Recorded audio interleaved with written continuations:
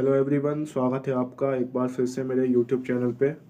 आज हम अपना प्रीवियस चैप्टर जो है कंटिन्यू करने वाले हैं। पिछली वीडियो में हमने ये चैप्टर डिस्कस करा था, जनसंख्या वितरण, घनत्व, वृद्धि और संगठन।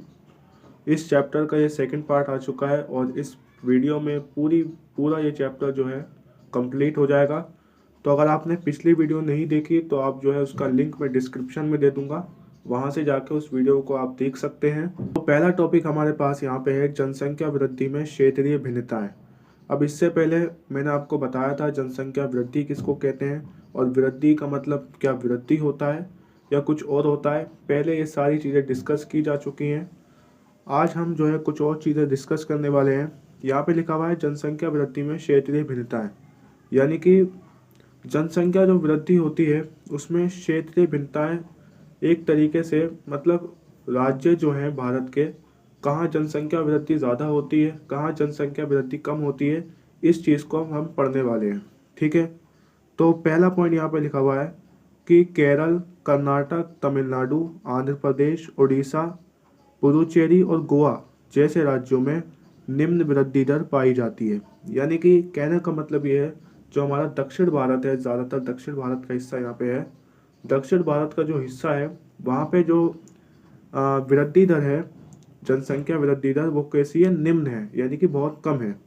ठीक है, कौन से ऐसे राज्य हैं जहाँ पे वृद्धि दर ऊंची पाई जाती है? तो इसमें हमारा गुजरात, महाराष्ट्र, राजस्थान, पंजाब, हरियाणा, उत्तर प्रदेश, उत्तराखंड, मध्य प्रदेश, सिक्किम, असम, पश्चिम बंगाल, बिहार, छत्तीसगढ़ और झारखंड, यहाँ पे जो वृद्धि दर है वो 20 से 25% होती है।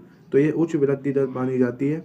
ठीक है, तो आपने समझ लिया कुछ ऐसे राज्य हैं जहाँ पे वृद्धि दर बहुत कम है। ठीक है, वो दक्षिण भारत के राज्य हैं। और कुछ ऐसे राज्य भी हैं जहाँ पे वृद्धि दर बहुत ज़्यादा है, वो हमारे उत्तर भारत के राज्य हैं।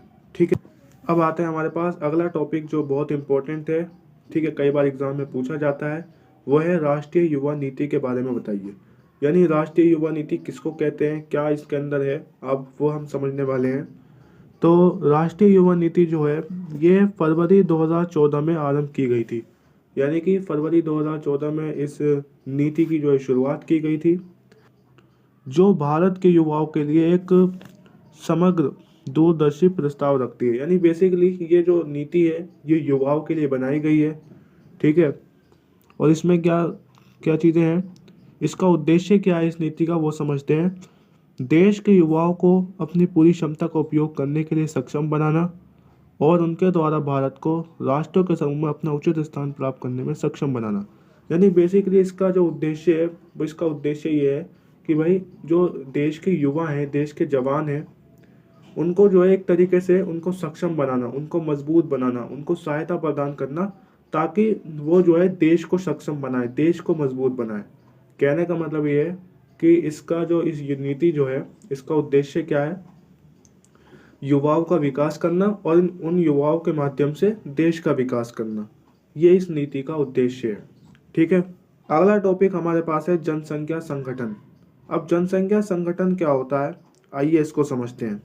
देखिए, जनसंख्या संगठन जनसंख्या भूगोल के अंतर्गत अध्ययन का एक सुस्पष्ट क्षेत्र है।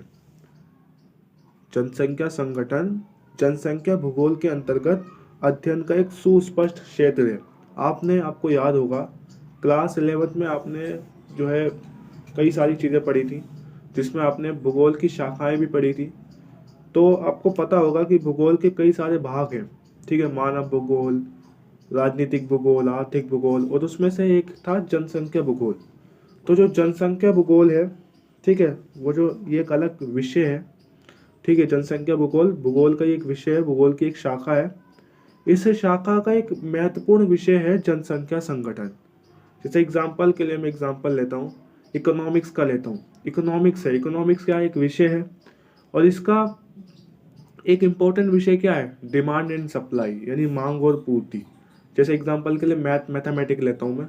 मैथमेटिक क्या एक विषय है और इसका एक महत्वपूर्ण टॉपिक क्या है, ट्रिग्नोमेट्री या त्रिकोणमिति, यानी जो एक तरीके से किताब में पढ़ाया जाता है। ठीक है, तो ये जो जनसंख्या संगठन है ये जनसंख्या भूगोल के अंदर पढ़ाया जाता है। ठीक है, यहाँ पे ये बात बताई गई है। अभी जनसंख्या संगठन में क्या होता है? आयु और लिंग का विश्लेषण, निवास का स्थान, मानव जातीय लक्षण, जनजातियां, भाषा, धर्म, वैवाहिक स्थिति, साक्षरता, शिक्षा, व्यावसायिक विशेषताएं, इन सब का अध्ययन किया जाता है। क्लियर है बात? जनसंख्या संगठन में क्या चीज़ होती है? जनसंख्या संगठन में लोगों की आयु का अध्ययन किया जाता है। ठीक है, जनसंख्या संगठन के अंदर जो है मानव जातीय लक्षणों का अध्ययन किया जाता है, जनजातियों का अध्ययन किया जाता है, भाषाओं का, धर्मों का। ठीक है, जो समाज में वैवाहिक स्थिति होती है, ठीक है, यानी किस तरह शादीशुदा में रहते हैं, उसका जो है अध्ययन किया जाता है। साक्षरता, कौन सा राज्य जो है ज़्यादा जो है शिक्षित है, ठीक है, कौन सा राज्य कम शिक्षित है, तो उन सब चीज़ों का अध्ययन किया जाता है। तो इसी में अगला टॉपिक देखते हैं। अगला टॉपिक हमारे पास है ग्रामीण नगरीय संगठन। अब ये ग्रामीण नगरीय संगठन का मतलब क्या है? सिंपल सी चीज़ है, इसमें जो है ग्रामीण लोगों के बारे में, नगरों के लोगों के बारे में बताया जाएगा। ठीक है, तो आइए इसको समझते हैं। अगला पॉइंट हमारे पास है कि सन 2011 की जनगणना के अनुसार भारत में 6,40,867 गाँव हैं। क्लियर है बात? 2011 की जनगणना के अनुसार कितने गांव हैं भारत में? 6,40,867 गांव। ठीक है, तो यहाँ पे अगला पॉइंट यहाँ पे हमें दे रखा है कि बिहार और सिक्किम जैसे राज्यों में ग्रामीण जनसंख्या का प्रतिशत बहुत अधिक है। यानी जो बिहार है, ठीक है, जो हमारा सिक्किम है, ये ऐसे राज्य हैं जहाँ पे ग्रामीण जनसंख्या बहुत ज़्यादा है, यानी गाँव बहुत सारे हैं। ठीक है, गाँव की जनसंख्या बहुत ज़्यादा है। क्लियर है बहुत? अगला टॉपिक क्या, यहीं पे अगला पॉइंट हमारे पास है, गांव गोवा और महाराष्ट्र राज्यों की कुल जनसंख्या का आधे से कुछ अधिक भाग गांव में बसता है। यानी गोवा में, महाराष्ट्र में भी जो है ग्रामीण जनसंख्या बहुत ज़्यादा है। ठीक है, तो अभी हमें यही समझना है कि कहाँ जनसंख्या ज़्यादा है, कहाँ जनसंख्या कम है, कहाँ पे गांव की जनसंख्या ज़्यादा है, कहाँ पे गांव की जनसंख्या कम है। बस यही चीज़ें बताई जा रही है इस चैप्टर में हमें। ठीक है, अब यहाँ पे देखो एक और पॉइंट दे रखा है कि दूसरी ओर देखा जाए तो दादरा और नगर हवेली जो है ये हमारा केंद्र शासित प्रदेश है। ठीक है, इसको छोड़ दिया जाए तो केंद्र शासित प्रदेशों का लघु अनुपात ही ग्रामीण जनसंख्या का है।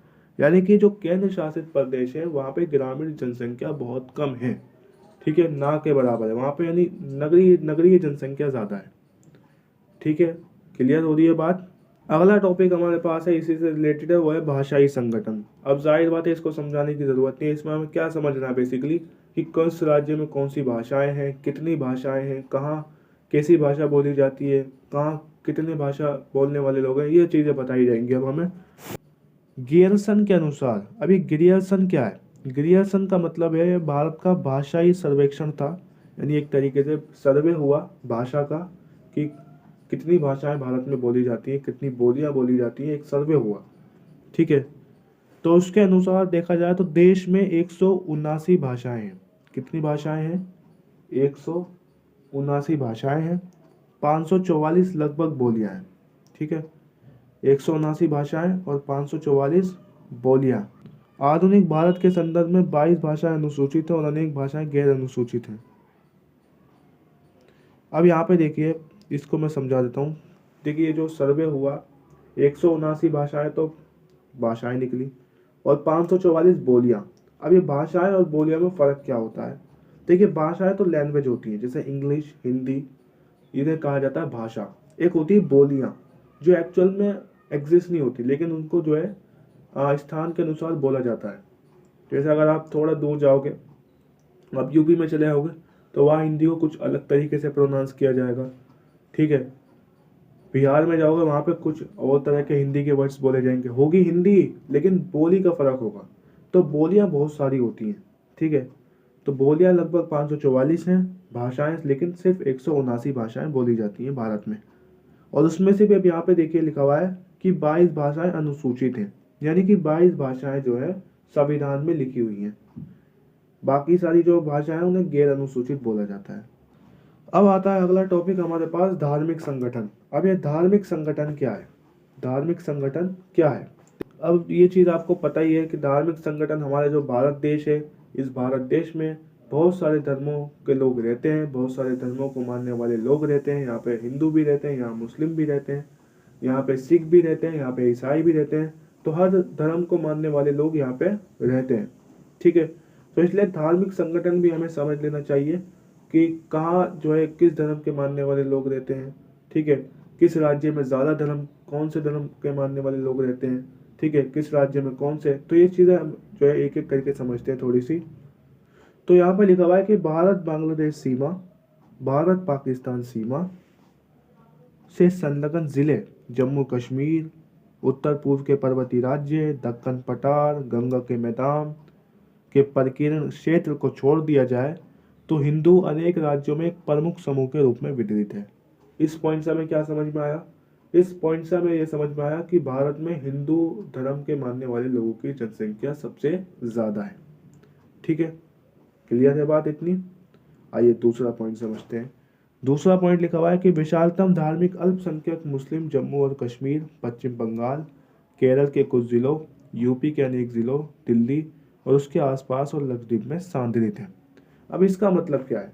इसका मतलब यह है कि भाई सबसे ज़्यादा तो हिंदू धर्म के मानने वाले लोग रहते हैं भारत में, उसके बाद जो है मुस्लिम, यानी जो मुस्लिम धर्म के लोग हैं वो जो है रहते हैं यहाँ पे। ठीक है, और वो कहाँ कहाँ पे रहते हैं उनकी लोकेशन भी बता दी। वह तो सभी जगह रहते हैं, लेकिन जहाँ ज़्यादातर रहते हैं उसकी बात हो रही है यहाँ पे। तो यहाँ पे जम्मू और कश्मीर में सबसे ज़्यादा रहते हैं मुस्लिम, पश्चिम बंगाल में हो गए, केरल में हो गए, यूपी में हो गए, ठीक है, दिल्ली में हो गए, लक्षद्वीप में हो गए। यहाँ पे जो है मुसलमान सबसे ज़्यादा जो है रहते हैं, निवास करते हैं। ठीक है, इसी तरह ईसाइयों को देख लेते हैं। ईसाई जनसंख्या जो है वो जो है देश के ग्रामीण क्षेत्रों में वितरित है, यानी जो गांव वाले इलाके हैं वहाँ पे ईसाई जनसंख्या रहती है। ठीक है, इसके अलावा गोवा में, केरल में, मेघालय, मिजोरम, नागालैंड, ठीक है, यानी जो 7 सिस्टर्स वाला इलाका है वहाँ पे भी जो है ईसाई धर्म के मानने वाले लोग रहते हैं। ठीक है, दूसरा है सिख। अधिकांश सिख देश के अपेक्षाकृत छोटे शहर विशेष रूप से पंजाब, हरियाणा और दिल्ली में संकेंद्रित हैं। अब जो सिख जनसंख्या है वो जो है पंजाब, हरियाणा और दिल्ली में मुख्य रूप से पाई जाती है। ठीक है, अच्छा, कुछ छोटे छोटे समूह भी रहते, तो बहुत सारे समूह हैं भारत में, लेकिन यहाँ मुख्य मुख्य समूहों की बात करते हैं हम। तो सबसे छोटे धार्मिक समूह है जैन और बौद्ध। अब अगला टॉपिक हमारे पास है श्रमजीवी जनसंख्या का संगठन। अब इसमें हम क्या पढ़ने वाले हैं? तो यहाँ पे लिखा हुआ है कि आर्थिक स्तर की दृष्टि से भारत की जनसंख्या को 3 वर्गों में बांटा जाता है। यानी आर्थिक स्तर की दृष्टि से जो भारत की पॉपुलेशन है उसको 3 भागों में बांटा जाता है। पहला है मुख्य श्रमिक, दूसरा है सीमांत श्रमिक और चौथा है अश्रमिक। अब ये मुख्य श्रमिक किसको बोला जाता है, सीमांत श्रमिक किसको बोला जाता है और अश्रमिक क्या होता है, इसको थोड़ा सा समझते हैं। देखिए, मुख्य श्रमिक वे व्यक्ति है जो एक वर्ष में कम से कम 183 दिन काम करता है। मुख्य श्रमिक कौन होगा? ऐसा बंदा, ऐसा व्यक्ति जो एक साल में 6 महीने या 183 दिन काम करता है, उसको बोला जाता है मुख्य श्रमिक। ठीक है, सीमांत श्रमिक क्या होता है? ये भी बहुत आसान है। ऐसा इंसान, ऐसा व्यक्ति जो एक साल में 183 दिनों से कम दिन काम करता है। ठीक है, तो ये आप खुद भी प्रैक्टिकल देख सकते हो। ठीक है, जो मतलब 183 दिनों से कम काम करेगा वो जो है आपका सीमांत श्रमिक, जो 183 दिनों से ज़्यादा दिन काम करेगा उसे बोला जाएगा मुख्य श्रमिक। ठीक है, अश्रमिक किसे कहते हैं? जो काम नहीं करता। ठीक है, जो काम नहीं करता। इस पे कई सारे हमारे जो स्टूडेंट्स आ जाते हैं। ठीक है, हम पढ़ाई करते हैं, हम काम नहीं करते। ठीक है, बच्चे आ जाते हैं, वो काम नहीं करते, उनको अश्रमिक की कैटेगरी में लेकर आएंगे। या बहुत सारे बूढ़े लोग होते हैं जो काम नहीं करते, उन्हें अश्रमिक की कैटेगरी में लाया जाता है। मुख्य श्रमिक की कैटेगरी में कौन आएगा? जो काम करता है। ठीक है, तो ये था चैप्टर आज का। ये चैप्टर पूरा ख़त्म हो चुका है। उम्मीद करता हूँ ये चैप्टर आपको समझ में आ गया होगा। अगर आपको कोई भी डाउट है तो आप जो है शेयर कर सकते हैं मुझसे, मैं डाउट को सॉल्व करने की कोशिश करूँगा। ठीक है, और इसका जो अगला चैप्टर है उस चैप्टर का नाम है प्रवास। ठीक है, तो अगला चैप्टर भी बहुत जल्दी, उसकी वीडियो जल्दी आ जाएगी। अगर आपको ये वीडियो पसंद आए तो इस वीडियो को आप लाइक कर सकते हैं, और अगर चैनल को सब्सक्राइब आपने नहीं करा तो आप चैनल को सब्सक्राइब कर लीजिए।